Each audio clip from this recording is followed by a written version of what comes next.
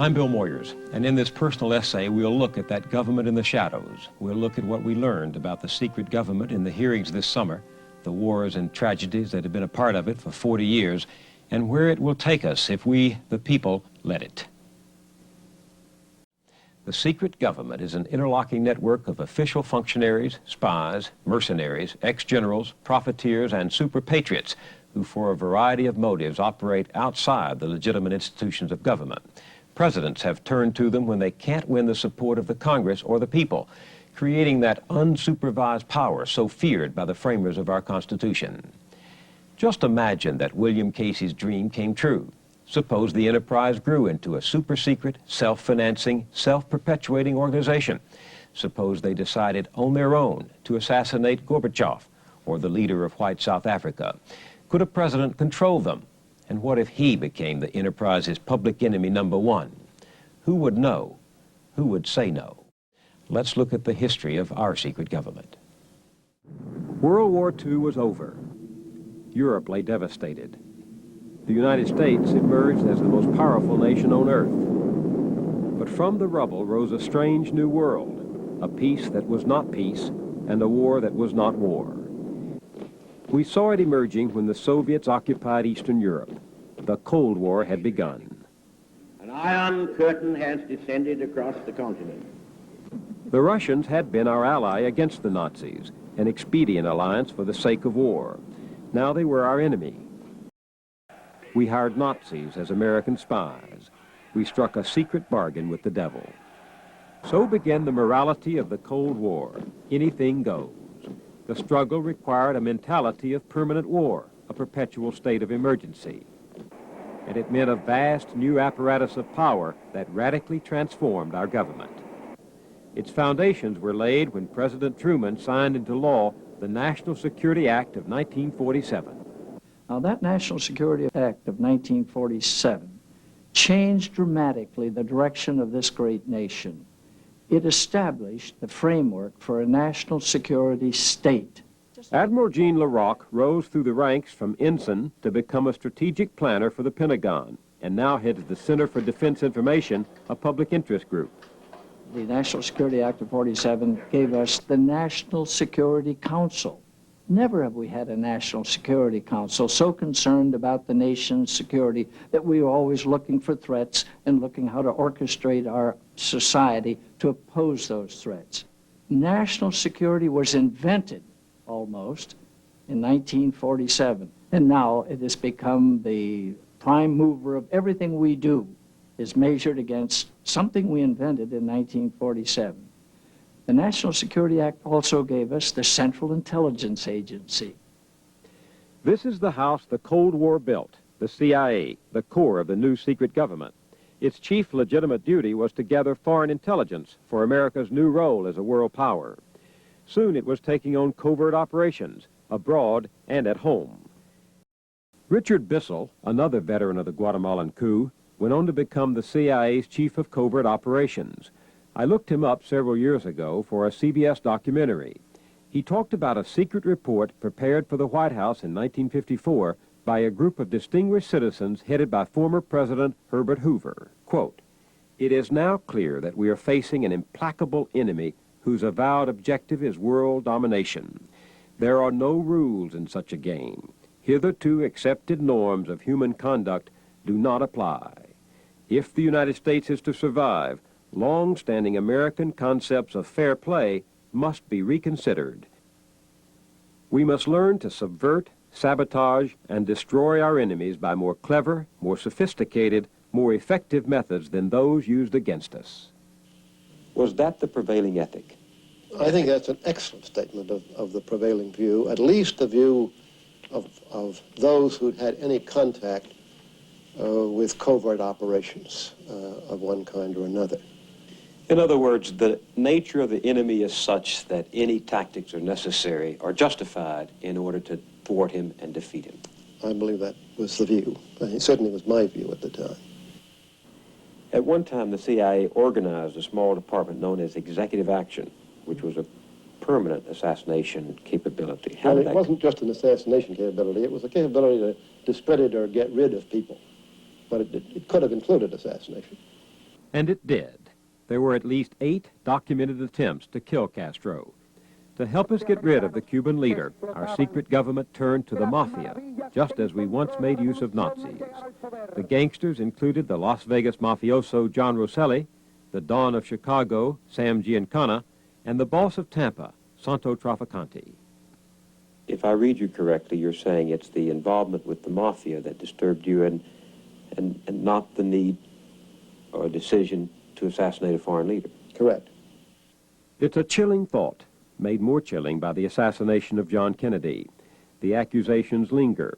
In some minds, the suspicions persist of a dark, unsolved conspiracy behind his murder. Knowing now what our secret government planned for Castro, the possibility remains. Once we decide that anything goes, anything can come home to haunt us. Looking back, it's stunning how easily the Cold War enticed us into surrendering popular control of government to the national security state. We've never come closer to bestowing absolute authority on the president. Setting up White House groups that secretly decide to fight dirty little wars is a direct assumption of the war powers expressly forbidden by the Constitution. Not since December 1941 has Congress declared war. Since then, we've had a police action in Korea, advisors in Vietnam, covert operations in Central America, peacekeeping in Lebanon, and low-intensity conflicts going on right now from Angola to Cambodia. We've turned the war powers of the United States over to where we're never really sure who, or what they're doing, or what it costs, or who is paying for it. The one thing we are sure of is that this largely secret global war, carried on with less and less accountability to democratic institutions, has become a way of life. And now we're faced with a question brand new in our history. Can we have the permanent warfare state and democracy too? A shellfish toxin. In 1975, as the war in Vietnam came to an end, Congress took its first public look at the secret government. Senator Frank Church chaired the Select Committee to study government operations. The hearings opened the books on a string of lethal activities, from the use of electric pistols and poison pellets to mafia connections and drug experiments. And they gave us a detailed account of assassination plots against foreign leaders and the overthrowing of sovereign governments. Yes, it does. Like Caesar peering into the colonies from distant Rome, Nixon said the choice of government by the Chileans was unacceptable to the President of the United States. The attitude in the White House seemed to be, if in the wake of Vietnam I can no longer send in the Marines, then I will send in the CIA. But the secret government had also waged war on the American people. The hearings examined a long train of covert actions at home, from the bugging of Martin Luther King by the FBI under Kennedy and Johnson to gross violations of the law and of civil liberties in the 1970s. According to the hearings, the secret government had been given a license to reach all the way to every mailbox, every college campus, every telephone, and every home. What you have is a growing gap between the perceptions inside the executive branch about what the threats are to our national security and the beliefs in the Congress and the public about the threats to national security. And that leads to secrecy. That is what drives the policy underground. That's what leads the president to rely more on covert operations, and what leads the president and his officials to lie to the public and lie to the Congress about the operation. Precisely because they cannot get their way in public debate, they are driven to seek to circumvent the democratic process. How does it happen that to be anti-communist we become undemocratic, as if we have to subvert our society to save it? This is partly the answer. The powers claimed by presidents and national security have become the controlling wheel of government, driving everything else. Secrecy then makes it possible for the president to pose as the sole competent judge of what will best protect our security.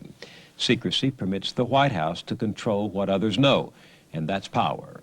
How many times have we heard a president say, "If you only knew what I know, you would understand why I'm doing what I'm doing"?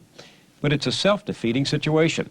Someone said, everything secret degenerates, even the administration of justice. So in the bunker of the White House, the men who serve the president put loyalty above analysis, and judgment yields to obedience. Just salute and follow orders. Our foreign policy has increasingly become a military policy. What was created in 1947 as a civilian advisory group to the president has become a command post for covert operations run by the military. Far removed from public view and congressional oversight, they are accountable only to the one man they serve. The framers of the Constitution feared a permanent state of war, with the commander-in-chief served by an elite private corps who put the claims of the sovereign above the Constitution. This remains for me the heart of the matter. The men who wrote our Constitution, our basic book of rules, were concerned that power be held accountable. No party of government and no person in government, not even the president, was to pick or choose among the laws to be obeyed. But how does one branch of government blow the whistle on another? Or how do the people cry foul when their liberties are imperiled if public officials can break the rules, lie to us about it, and then wave the wand of national security to silence us? The apparatus of secret power remains intact in a huge White House staff operating in the sanctuary of presidential privilege. George Bush has already told the National Security Council to take more responsibility for foreign policy, which can, of course, be exercised beyond public scrutiny. And a lot of people in Washington are calling for more secrecy, not less, including more covert actions. This is a system easily corrupted as the public grows indifferent again and the press is seduced or distracted. So one day, sadly, we're likely to discover once again that while freedom does have enemies in the world, it can also be undermined here at home, in the dark, by those posing as its friends. I'm Bill Moyers. Good night.